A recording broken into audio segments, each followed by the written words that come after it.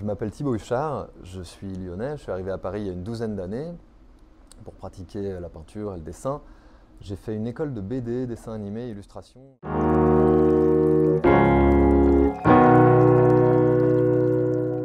Alors moi, en ce moment, je peins essentiellement la tempéra, qui est une peinture à l'œuf à partir de pigments où on crée soi-même sa couleur. J'ai aussi une grande pratique du dessin où je fais beaucoup de dessins, beaucoup de personnages, beaucoup de détails que j'accumule souvent pour créer des grandes compositions. Je fais beaucoup d'allers-retours entre le papier, l'impression, le numérique et même maintenant je fais aussi de la gravure laser. Et là, ça s'appelle le roi du ruissellement des étoiles.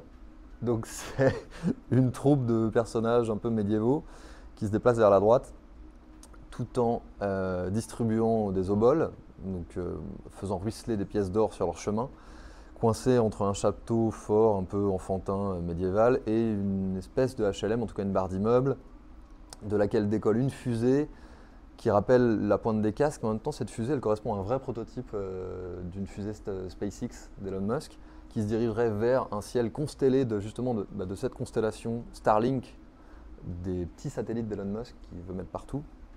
Il y a une comète qui passe dans le sens inverse, donc apparemment ils ne vont pas dans le sens du présage de la comète. Ils marchent sur un tapis rouge et il y a le petit titre là dans un phylactère.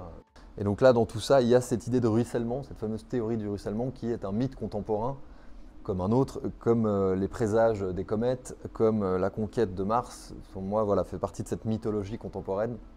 Donc ça m'intéresse de la confronter à une espèce de vocabulaire qui correspond presque à un livre d'heures religieux ou alors une légende arthurienne.